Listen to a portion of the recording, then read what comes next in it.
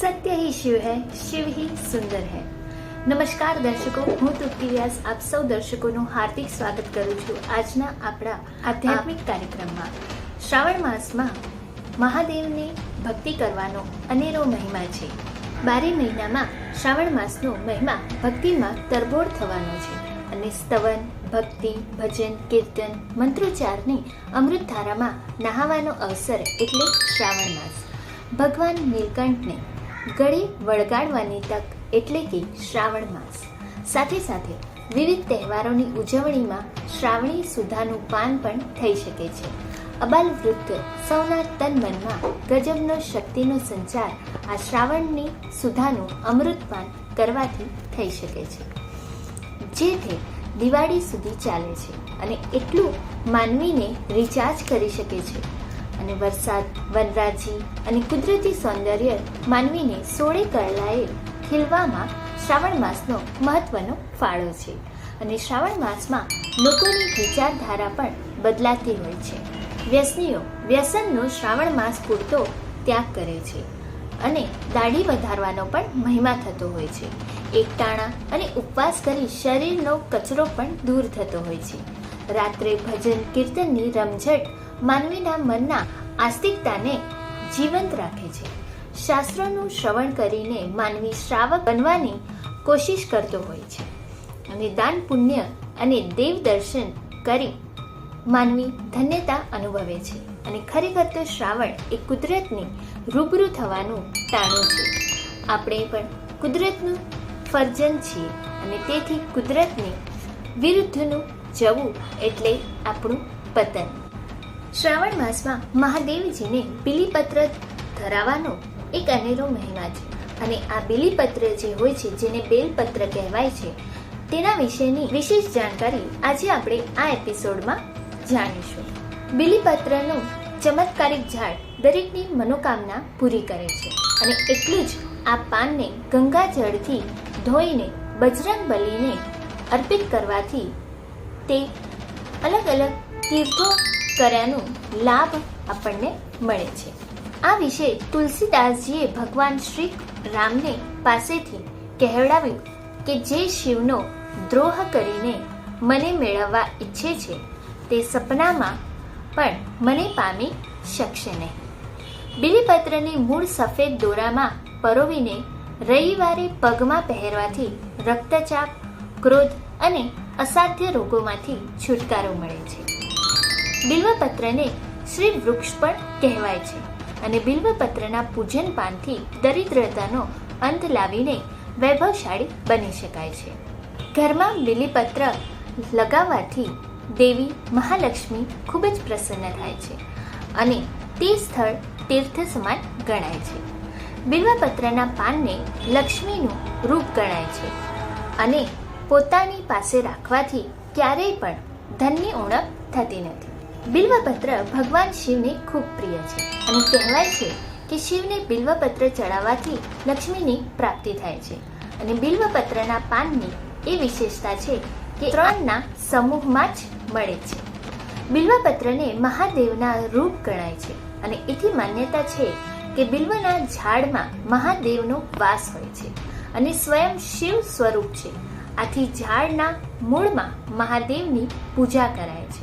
અને એટલું જ નહીં, પરંતુ બિલ્વ ઝાડને સિંચવા માત્રથી જ તીર્થોનું ફળ મળે છે, પણ બિલ્વપત્રને ગમે ત્યારે તોડી શકાતા નથી અને તે પણ ધ્યાન રાખવું જોઈએ। શિવ ઉપાસનાનો મુખ્ય દિવસ મતલબ સોમવારે બિલ્વપત્ર તોડવું જોઈએ નહીં. ચતુર્થી, અષ્ટમી, નવમી અને ચતુર્દશી અને અમાસને દિવસે પણ બિલ્વપત્ર તોડવું નહીં. કોઈ માસની સંક્રાંતિના દિવસે પણ બિલ્વપત્ર ન તોડવો જોઈએ. અને જો આ તિથિઓમાં શિવ પૂજામાં બિલ્વપત્રની જરૂર હોય તો એ માટે એક નિયમ છે કે તમે શિવ પૂજામાં ઉપયોગ કરેલ બિલ્વપત્રને ફરીથી ધોઈને શિવને અર્પિત કરી શકો છો. બિલી વૃક્ષ સર્વ વૃક્ષોમાં શ્રેષ્ઠ ગણાય છે કારણ કે તે શિવજીની પૂજાનું માધ્યમ છે અને આ વૃક્ષના મૂળમાં વૈશ્વિક વાસ્તવિકતા ભાવ છે. મધ્યમાં સુખ છે અને તેની ટોચ ઉપર શિવજી છે જે મંગલ સ્વરૂપે ત્યાં બિરાજે છે. તેના ત્રિદલમાં વેદોનો નિર્દેશ છે અને તેમાં ઉચ્ચતર જ્ઞાન ભંડાર છે અને થડને વિશેષ વેદાંતના અર્કની અભિવ્યક્તિ છે. બિલીપત્ર શિવલિંગ ઉપર ચડાવવામાં આવે છે અને બિલીના વૃક્ષના મૂળમાં શિવજીનો વાસ છે માટે તેના ક્યારાને જળથી ભરપૂર રાખવો જોઈએ અને બિલીનું વૃક્ષ સાધકે પૂજન કરવું જોઈએ અને દીપ પ્રગટાવવો જોઈએ કે બિલી વૃક્ષ તે સ્વયં સદાશિવ સ્વરૂપ છે. બિલ્વની ઉત્પત્તિની વિવિધ કથાઓ ઉપલબ્ધ છે અને તેમાંની એક ઉલ્લેખનીય છે કે એક વખત દેવી ગિરિજાના કપાળ ઉપર પરસેવાનું બિંદુ હતું અને તે લૂછીને જમીન ઉપર નાખ્યું. આ પ્રસ્વેદ બિંદુમાંથી ઘેઘુર વૃક્ષ થયું. એક સમયે ફરતા ફરતા દેવીએ તે વૃક્ષ જોયું અને પોતાની સખી જયાને કહ્યું કે આ વૃક્ષ નિહાળી મારું હૃદય તો પુલકિત થઈ ગયું છે. જયાએ કહ્યું કે દેવી, આ વૃક્ષ આપના પ્રસ્વેદ બિંદુમાંથી જ પ્રગટ્યું છે અને ગિરિજા દેવીએ આ વૃક્ષનું નામ બિલ્વ રાખ્યું. બિલ્વ વૃક્ષનો મહિમા અપરંપાર છે. એક માન્યતા એવી પ્રવર્તે છે કે બિલ્વ વૃક્ષની ઉત્પત્તિ મહાલક્ષ્મીની તપશ્ચર્યાના પરિણામ રૂપે છે અને આ ફળથી આધ્યાત્મિક અજ્ઞાનતા પણ દૂર થાય છે. બિલીના ફળની વિશેષતા એ છે કે તેના પર કળી કે ફૂલ બેસતા નથી પણ સીધા જ ફળ બેસે છે અને કહેવાય છે કે લક્ષ્મીજીનો વાસ બિલ્વના વૃક્ષના કુંજામાં છે.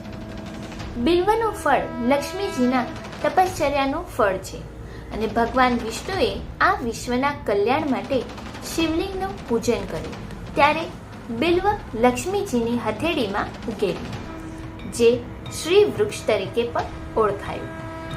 બિલીના 3 પાંદડા 3 અંગોનું સૂચન કરે છે જે સૂર્ય, ચંદ્ર અને અગ્નિ સ્વરૂપે શિવજીના 3 નેત્રો છે. તદુપરાંત તે શિવજીના ત્રિશૂળનો પણ નિર્દેશ કરે છે. મુનિવર્ય યાજ્ઞવલ્ક્યના મતાનુસાર જો શિવની પૂજા બિલીપત્ર દ્વારા હૃદયની સરળતા, સહજતા અને સિદ્ધતાથી એકાગ્ર ચિત્ત થઈને કરવામાં આવે તો તે મનોવાંછિત ફળ આપે છે અને ભક્તની મનોકામના મહેશ્વર પરિપૂર્ણ કરે છે. તેને મુક્તિ પ્રાપ્ત થાય છે. બિલીપત્ર મસ્તકે ધરનારને યમનો ભય રહેતો નથી અને બિલ્વ વૃક્ષના મૂળમાં શિવ પાર્વતીનો વાસ છે. આ વૃક્ષની શાખાઓમાં મહેશ્વરી વસે છે અને આ વૃક્ષના પત્રોમાં પાર્વતીજી વસે છે. ફળમાં કાત્યાયનીનો વાસ છે. આ વૃક્ષની છાલમાં ગૌરીનો વાસ છે અને આ વૃક્ષના કાંટાઓમાં 9 કરોડ શક્તિઓનો વાસ છે. બિલ્વ વૃક્ષનું ફળ ઔષધિઓમાં ઉત્તમ ગણાય છે અને આ ફળ યજ્ઞમાં પણ હોમવામાં આવે છે. દર્શક મિત્રો, આ તો હતી મહાદેવજીને ચડાવવામાં આવતા બિલ્વપત્ર વિશેની જાણકારી. આપણે આગળ શિવની પૂજાના શ્રાવણ માસમાં હરિ અને હર બંનેનું પૂજન થાય છે તે વિશે વાત કરીએ, પરંતુ તે પહેલાં આપ સૌને જણાવી દઉં કે હજી સુધી જો આપ સૌએ મહાસત્તા બનેલા મેરા દેશની યુટ્યુબની ચેનલને સબસ્ક્રાઇબ નથી કરી તો વહેલામાં વહેલી તકે તેને સબસ્ક્રાઇબ કરો, જેથી કરીને આ પ્રકારના આધ્યાત્મિક કાર્યક્રમો અને સાથે સાથે આ ચેનલ ઉપર પ્રસારિત થતા સાંસ્કૃતિક કાર્યક્રમો પણ આપ સૌ નિહાળી શકો. આખું જગત અત્યારે શ્રાવણ માસમાં શિવમય છે અને હરિ અને હર આ બંનેની ઉપાસનાનો મહિનો એટલે કે શ્રાવણ મહિનો. પ્રાચીન યુગમાં ગુણાનિધિ નામનો એક બ્રાહ્મણ હતો અને તે બ્રાહ્મણે અજાણતા મહાદેવજીના મંદિરમાં દીવો પ્રગટાવ્યો અને એ દીવો પ્રગટાવવાથી તે દ નામનો રાજા થયો. પૂર્વજન્મની સ્મૃતિ હતી એટલે તેણે દીવો પ્રગટાવવાનું ચાલુ રાખ્યું અને એ દીવાના પ્રભાવથી તે રાજા કુબેર થયો અને એ કુબેર મહાદેવજીના મિત્ર બન્યા.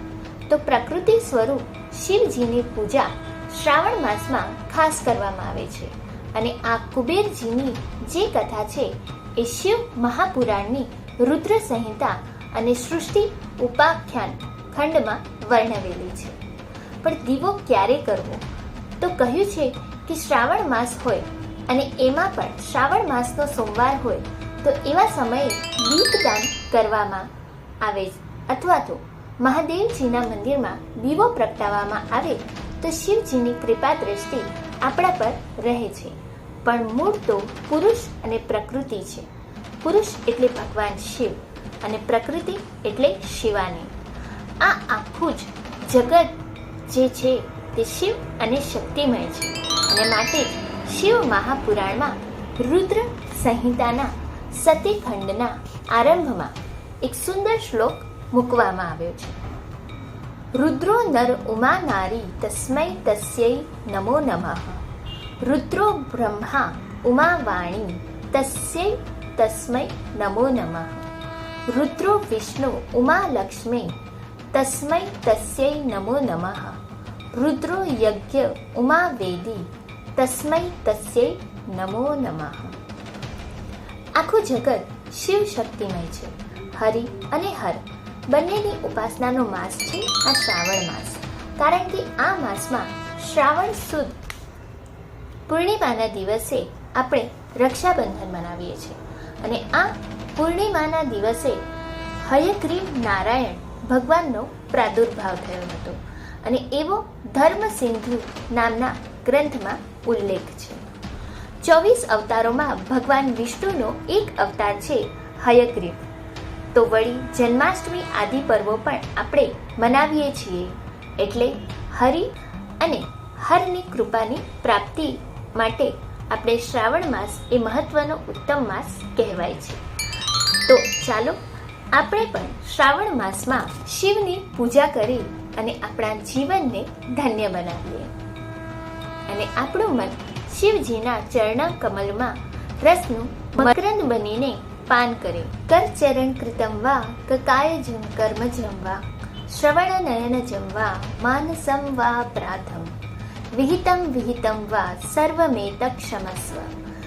જય જય કરુણાબ્ધે શ્રી મહાદેવ શંભો. એક સાચા અને ભોળા શિવ ભક્તને આ શ્લોકના ભાવાર્થની જરૂર નથી અને અજાણતા તો ઠીક છે પણ જે જાણતા પણ અલગ અલગ ઇન્દ્રિયોથી પાપ થયા છે તેની માત્ર માફી નથી માંગવાની પણ એ પાપો ફરીથી જાણતા પણ ન થાય એની ખાતરી પણ આપવાની છે. કોને? અંદર બેઠેલા જીવને. કારણ કે એ જીવ એ શિવ સ્વરૂપ છે એવું સનાતન ધર્મ કહે છે અને આપણે સુખ સ્વરૂપ છીએ. જે ભગવાન શંકરે જાણી જોઈને ભોળા બનીને હળાહળ ઝેર પીધું ના હોય તો તમે કે હું આ જે શ્વાસ લઈએ છીએ તેની વાતો તો દૂર રહી આપણું અસ્તિત્વ જ ના હોય. પૃથ્વીનું રસાતાળ વળી ગયું હોત તો પછી આપણે બેકાત છોડીને કૃતજ્ઞતા ક્યારે બતાવીશું? શંભુ ભોળાની બીજી ખાસિયત એ છે કે તેમણે આપણને સિમ્પલ લિવિંગ અને હાઈ થિંકિંગના મંત્ર આપેલો છે. એમનો પહેરવેશ, સાદગી, રહેઠાણ અને અલંકારોથી પણ આપણે સૌએ સિમ્પલ શબ્દ તો કાઢી જ નાખ્યો અને હાઈ લિવિંગ અને હાઈ થિંકિંગનો મંત્ર મોઢે કર્યો અને એ જ અભ્યર્થના સાથે અસ્તુ. આજે આપણે વાત કરી છે બિલ્વપત્રની અને શ્રાવણ માસમાં આપણે હરિ અને હર બંનેની પૂજાનો જે મહત્વ છે તે વિશેની. આશા છે કે આપ સૌને આજનો આ કાર્યક્રમ પસંદ આવ્યો હશે. તો આ કાર્યક્રમને લાઈક, કમેન્ટ અને શેર કરવાનું બિલકુલ પણ ચૂકતા નહીં જેથી કરીને અમે પણ પ્રેરિત થઈએ અને આવા જ પ્રકારના આધ્યાત્મિક કાર્યક્રમો આપ સૌ સુધી પહોંચાડતા રહીએ. અને હવે આપ સૌની માટે જતા જતા મહાદેવજીનું એક ભજન.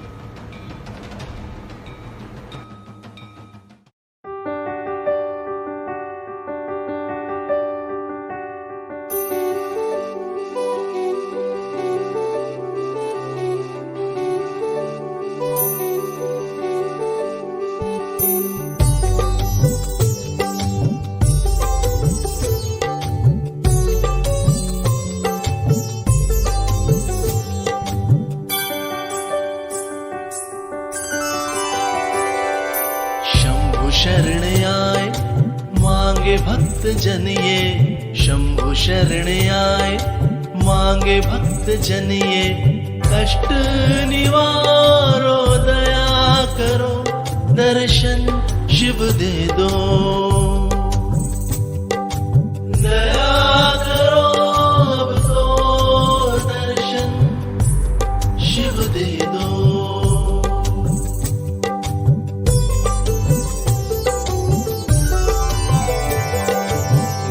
भक्तों के दुख हरने वाले, भोले भक्तों के दुख हरने वाले, शुभ सबका प्रभु करने वाले, शुभ सबका प्रभु करने वाले, इनकी पीड़ा हरो, इनको मुक्त करो, कष्ट निवारो.